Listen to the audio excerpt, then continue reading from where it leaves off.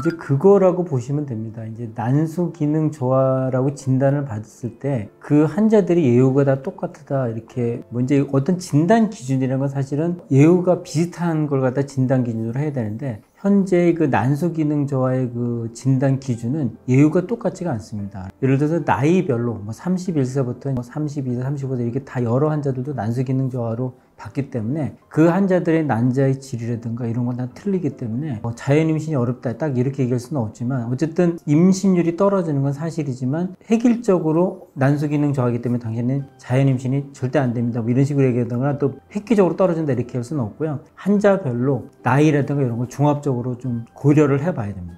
일부에서는 이제 임신할 수 있는데 그 이제 정도가 많이 틀리니까요. 난소 기능 저하도 사실 극한 난소 기능 저하가 있고 또 그 정도가 다 틀리니까 그 환자를 보고 판단을 해야지 난소 기능 저하로 진단받았기 때문에 자연 임신이 안 된다 딱 이렇게 얘기할 수는 없습니다. 이 난소 기능 저하가 2011년 전에는 진단 기준이 40가지가 넘었어요. 논문마다 다 제각기고요. 그래서 2011년도에 이제 그 이탈리아의 볼로나 진단 기준이라는데 그걸 통해서 이제 진단 기준에 합의를 받는데 이거 이제 문제는 뭐냐면 그 난소 기능 저하긴 한데 예후가 다 똑같지가 않습니다. 그렇기 때문에 환자의 각 개인이 그 어떤 AMH가 어느 정도냐에 따라 틀리고 또 나이가 어느 정도냐에 따라 틀리기 때문에 난소 기능 저하로 진단받았다 해서 자연 임신이 어렵다.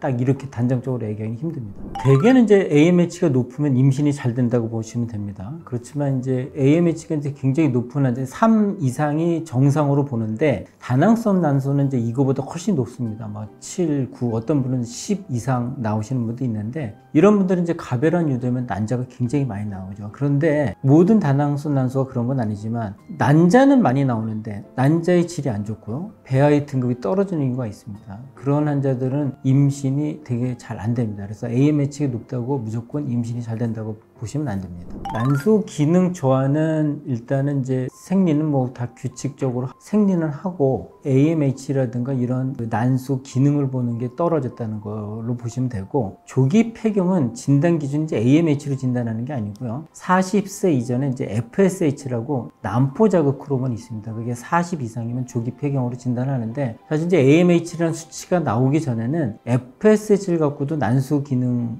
저하를 이렇게 약간 우리가 예측을 했어요. 난소 FSH 난포 자극 호르몬이 10 이하가 정상인데 11, 10이 나오면 거의 난소 기능 저하로 봤고 또 이제 조기 폐경은 이제 40이 넘는 경우 그런 경우는 이제 난포가 잘 안 자라기 때문에 생리를 잘 안 하고 또 폐경 증상도 나타나고 그렇습니다. 조기 폐경에서 생리를 무조건 안 하는 건 아니고요. 생리 안 하는 사람들이 다수라고 보면 되고요. 그 중에서도 일부 생리하시는 분들도 있습니다. 난소 기능 저하가 오면 당연히 폐경이 빨리 온다고 보시면 됩니다. 난소 기능이 얼마 안 남았기 때문에 쓸 수 있는 난포가 많지 않은 거죠. 그렇기 때문에 그게 이제 소진이 되고 나면 폐경이 오는 거기 때문에 난소 기능 저하가 심한 사람들은 폐경이 좀 빨리 온다고 보시면 될 것 같습니다. 그거는 틀린 답입니다. 그 난소 기능 저하 오신 분들은 되게 이제 가배란 유도를 하고요. 근데 이제 주의해야 될 거는 일반적인 가배란 유도로 해서 난소 기능 저하를 치료하면은 되게 낭패를 좀 많이 봅니다. 의사들마다 차이가 있는데 난소 기능 저하가 있는 사람들은 좀 다양한 배란 유도 방법을 써봐야 됩니다. 그 여러 가지 써봐서도 뭐 난포가 하나밖에 안 자란다. 그리고 별로 질도 안 좋다. 그럴 때는 이제 자연주기를 해보지만 그전에는 가배란 유도를 해봐야 됩니다. 그래서 난소 기능 저하인 분들은 일반적으로 2, 3일째 와서 우리가 일반적인 배란 유도제 방법을 쓰면 안 되고요. 자연주기 변형도 써봐야 되고 저 같은 경우는 뭐 기량제를 미리 쓰다가 배란 유도제를 쓴다든가 어떤 경우는 생리 중간에 배란 유도제가 들어가기도 합니다.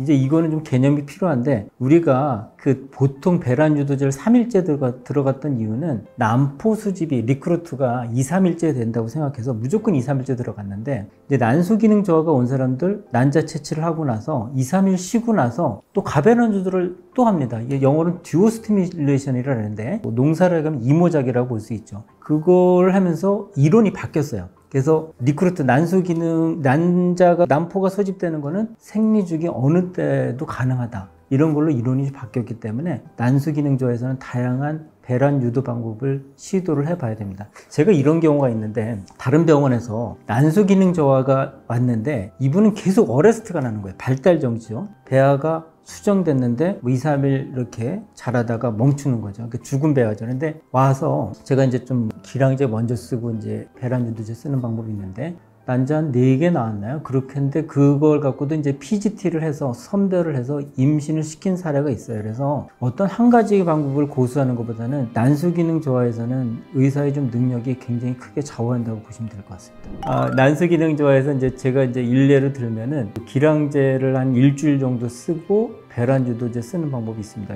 일반적인 배란 유도제 쓰는 거는 3일째부터 배란 유도제 쓰다 이제 조기 배란 되지 말라고 이제 기량제가 추가되는 건데 이거는 이제 기량제로 먼저 억제를 한 다음에 배란 유도제를 쓰면은 그때 난포가 더 많이 자라는 경우도 있고요. 아까 제가 이제 말씀드렸던 환자도 그 방법을 해서 좋은 배아를 얻어서 또 PGT에서도 정상난이 나와서 임신된 케이스가 있습니다.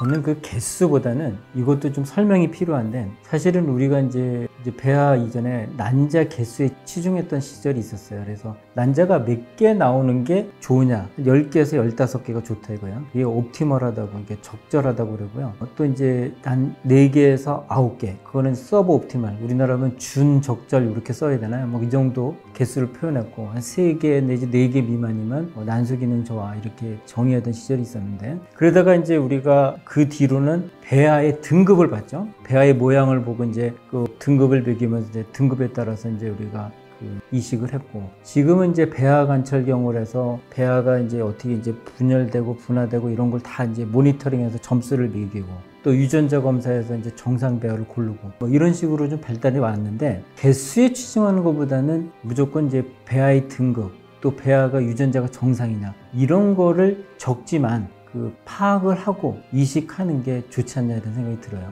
왜냐하면 임신도 안 될 배아를 이식하는 거는 환자한테 고통만 준다. 저는 이렇게 생각합니다. 사실은 이제 거의 없다고 보시면 될 것 같습니다. 그 난수 기능이 떨어졌을 때 특효약이 있으면 좋을 텐데 아직은 특효약은 없다고 보시면 될 것 같습니다. 그거는 이제 DHA라고 이제 남성 호르몬인데 이거는 이제 약국에서나 뭐 본인이 직접 구매하셔야 되는데 25mg짜리를 하루에 3번 복용하면 좀 장기적으로 복용했을 때 아무래도 이제 채취되는 난자의 수를 좀 늘릴 수가 있습니다. 그게 이제 증상이 있으면 좋을 텐데 진짜 그거는 조기 폐경 정도 와서 핫플러시 그러니까 얼굴이 화끈거리거나 이럴 때는 알아차릴 수 있는데 그런 경우는 없고요. 대개는 이제 병원에 와서 초음파를 해서 기저동남포가 몇 개인지 또 AMH가 어느 정도 되는지 이런 거를 좀 측정을 해봐야지 알 수 있습니다. 그러니까 병원에서 검사를 해봐야 됩니다.